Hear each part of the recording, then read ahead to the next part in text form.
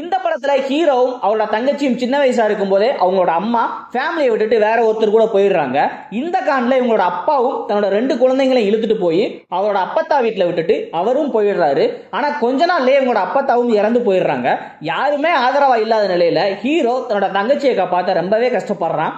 ஹீரோவோட அந்த நிலைமையை புரிஞ்சுக்கிட்ட அவரோட பெரியப்பா இருக்கக்கூடிய யோகி பாபு தன்னோட கோழிப்பண்ணையில ஹீரோக்கு ஒரு வேலையை போட்டு தர்றாரு. ஆனா யோகி பாபுவோட கோழிப்பண்ணையும் ஒரு பெரிய மலையில வெள்ளத்துல அடிச்சுட்டு போயிருது. இதனால அவங்க பொழப்புக்காக ஒரு சின்ன கறிக்கடையை வச்சு நடத்திட்டு வர்றாங்க. ஹீரோ இந்த கறிக்கடையில வேலை பார்க்குற டைம் போக மீதமுள்ள டைம்ல வேற ஏதாவது வேலை செஞ்சு பணம் சம்பாதிக்கிறான். இதை பார்த்த யோகி பாபு, எதுக்குடா உனக்கு இவ்வளவு பணம் சம்பாரிச்சு என்ன செய்ய போற அப்படின்னு கேட்கிறாரு.